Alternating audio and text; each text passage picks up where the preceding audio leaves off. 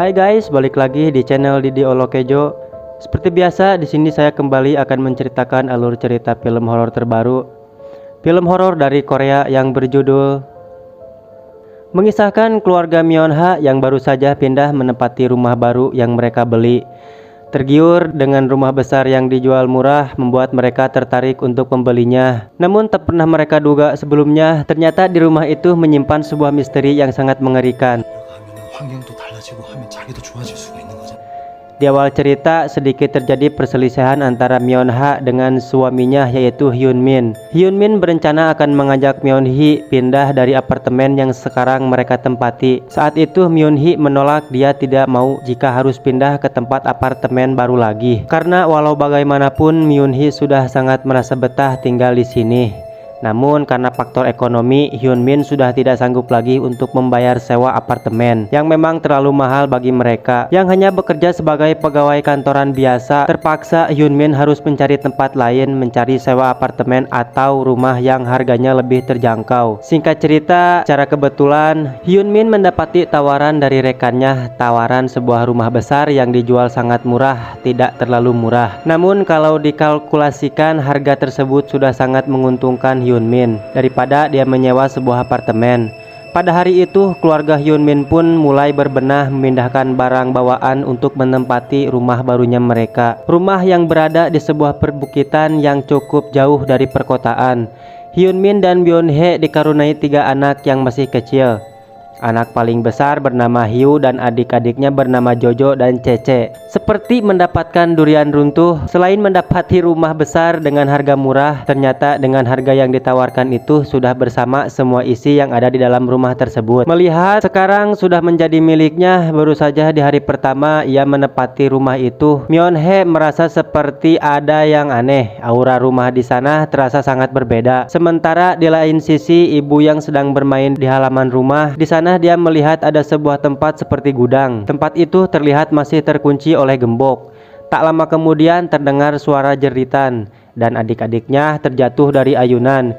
Myeonhee memarahi Hyu karena sudah membiarkan adik-adiknya bermain sendirian. Lalu ia diberitahukan kepada ibunya kalau di dalam gudang itu seperti ada suara seseorang. Mendengar hal tersebut, tentu saja Myeonhee ini menjadi khawatir, takut memang ada orang lain di sana.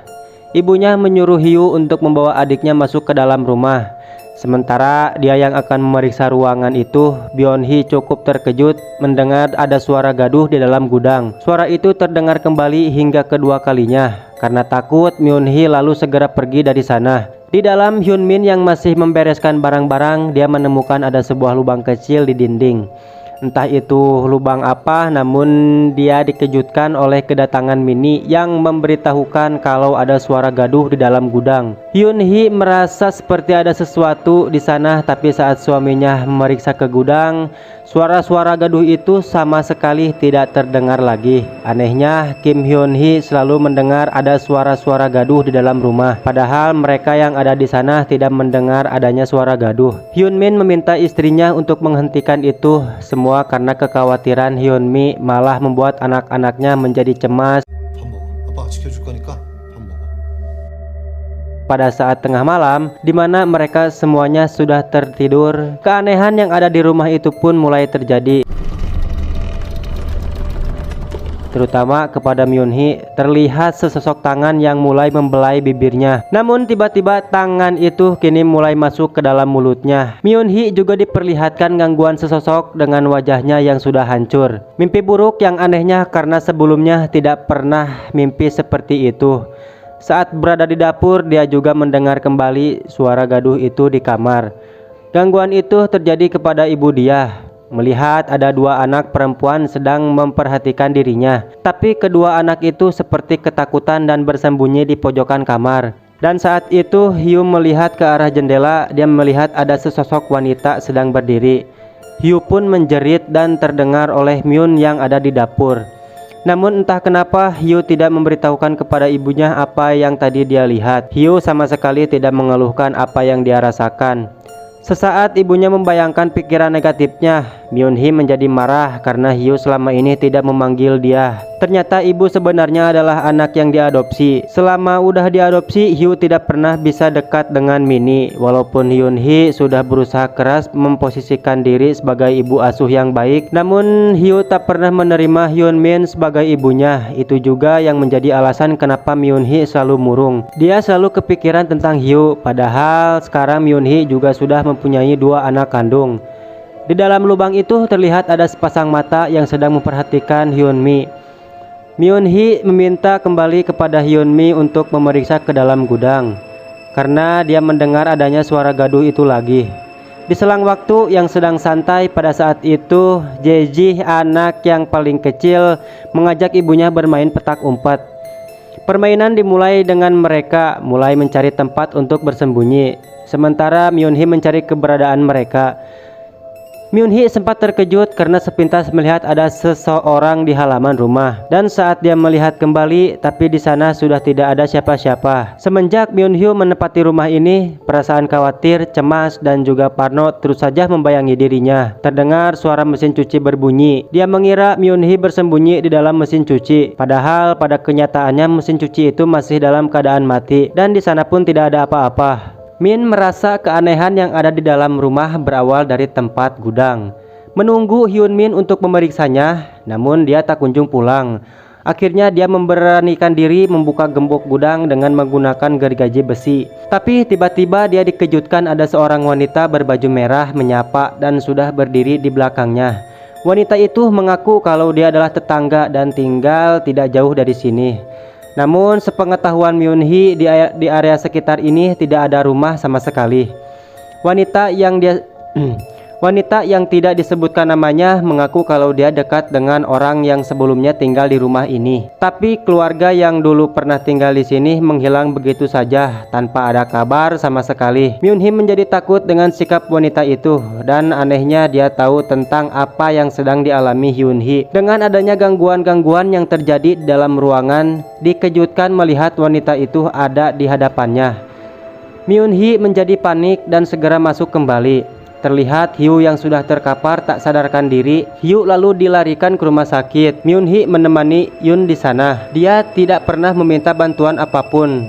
Tapi setelah ayahnya datang, Hyo meminta untuk diambilkan air minum. Ada perasaan sakit hati dan cemburu kepada Hyo, sama sekali tidak menganggapnya sebagai ibu. Kenapa ibu selalu menganggapnya dirinya seperti orang lain? Myun-hee lalu pamit akan pergi dari sana. Dia sempat melihat ke arah Hyo. Dalam hati Yuni berharap Hyo melarang dirinya untuk pergi. Namun ternyata Hyo hanya berkata kepadanya untuk jangan membuka pintu gudang itu. Selain kesal sekaligus aneh kenapa Hyo melarang dia untuk membuka pintu gudangnya. Sampainya di rumah terlihat mainan itu sudah berantakan. Dia memanggil JJ dan Jojo untuk membereskannya, tapi tidak ada satu orang pun yang menyaut. Di momen inilah Minnie sudah merasa sangat muak. Dia lelah dengan semuanya.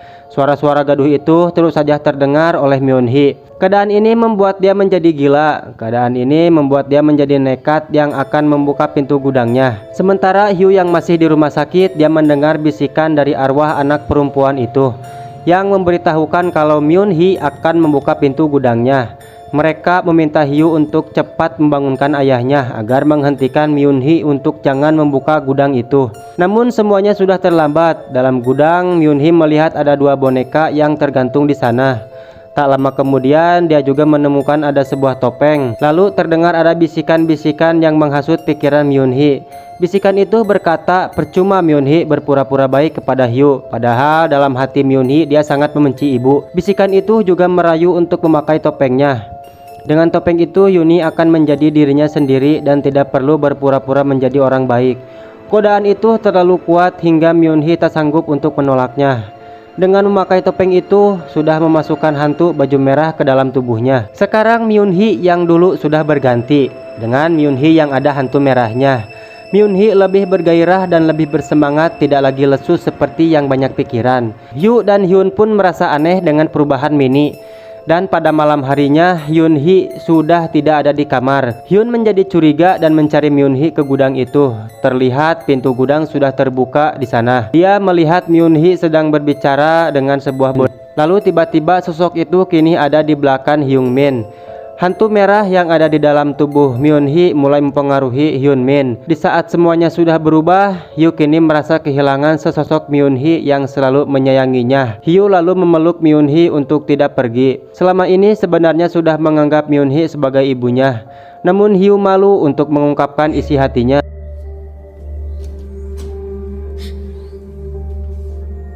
Myun Hee dan Hyun Min mulai mencari tahu apa yang sebenarnya terjadi di rumah itu. Dia meminta kepada salah satu temannya yang kebetulan bekerja di perusahaan pengadaan properti. Sebenarnya sudah telat bagi Hyun Min untuk mencari tahu asal-usul dari rumah yang sekarang dia tempati. Dari informasi yang sudah dia dapatkan, rumah itu dibangun 6 tahun yang lalu oleh seorang pria yang kaya raya. Namun setelah rumahnya selesai dibangun, semua keluarga yang menempati rumah tersebut ditemukan tewas secara tiba-tiba karena meminum sebuah cairan yang disebut bromoxon. Diketahui juga kalau keluarga itu tidak mempunyai keturunan. Hasil dari pernikahan mereka mempunyai 2 anak dari hasil adopsi. Polisi sudah menyelidiki kasus kematian satu keluarga itu, namun tidak ada bukti kejahatan yang ditemukan. Hingga akhirnya polisi menutup kasus tersebut. Pernah ada satu kejadian di mana ada seorang anak kecil yang menghubungi polisi untuk meminta bantuan. Namun setelah polisi datang ternyata di rumah itu kosong, tidak ada siapa-siapa. Kejadian satu keluarga terulang kembali di mana pasangan muda membeli rumah tersebut. Dia memperlihatkan foto seorang wanita bersama dengan anaknya. Mereka pun sama yang berakhir tragis. Semua anak-anaknya tewas. Yang anehnya di sini adalah anak-anak mereka juga adalah anak dari hasil adopsi. Kejadian itu tak lama sebelum Hyun Min pindah ke rumah yang sekarang dia tempati. Di sini akhirnya Hyun Min paham kenapa rumah itu dijual sangat murah. Juga tidak tahu soal cerita yang terjadi di rumah itu. Sebelumnya temannya menyarankan untuk Hyun Min berpindah rumah saja. Dia takut kalau itu juga terjadi kepada keluarga Hyun Min. Namun Hyun Min bingung karena dia sudah tidak punya uang lagi. Setelah Myun Hee yang kini sudah kerasukan, kedua arwah itu memberitahukan kepada Hyun Min untuk segera pergi dari sana sebelum ibunya tewas. Seperti mereka semakin memperlihatkan siapa dia yang sebenarnya. Kini gangguan itu mulai mempengaruhi Hyun Min hingga Hyun Min berada di bawah pengaruh hantu merah. Tragedi itu kini terulang kembali. Di sini si hantu merah sebenarnya hanya menyasar kepada ibunya karena dia adalah anak dari hasil adopsi. Hyo masih dibantu oleh 2 arwah gentayangan anak kecil untuk jangan memakan pemberian dari Myun Hee. Untung saja Myeon Ho masih bisa menghindar. Hyo sempat mengambil handphone ayahnya, lalu dia berusaha untuk melarikan diri. Dia masuk dan bersembunyi ke dalam gudang. Myeon Ho mencoba meminta bantuan dan menghubungi teman ayahnya. Tak lama kemudian Myun Hee bersama Hyun Min datang. Myun Hee membawa teko yang berisikan air panas di dalamnya. Sayang keberadaan Hyo diketahui oleh mereka. Di saat sudah tak berdaya lagi, Hyo yang akhirnya meminta tolong dan memanggil Myun Hee dengan panggilan ibu. Kekuatan dengan menyebut nama ibu membuat sempat tersadar dan mengingat kepada kejadian terdahulu. Lalu terungkaplah kalau ternyata selama ini anak perempuannya yaitu JJ sudah meninggal dunia. Selama ini JJ hanya ada dalam angan-angan Hyun Min saja. Pada kenyataannya JJ sudah tidak ada lagi. Myun Hee langsung tersadar dan menghadang Hyun Min untuk menghentikan Hyun Min. Dia meminumkan cairan bromoxon itu kepada Hyun Min. Hyo merasa bersalah dan menyesal atas apa yang sudah terjadi. Hyo tahu Hyun Min sudah berusaha keras untuk menjadi seorang ibu yang baik. Di sini Myun Hee mencoba untuk membuka topengnya. Namun topeng tersebut tidak bisa dibuka begitu saja.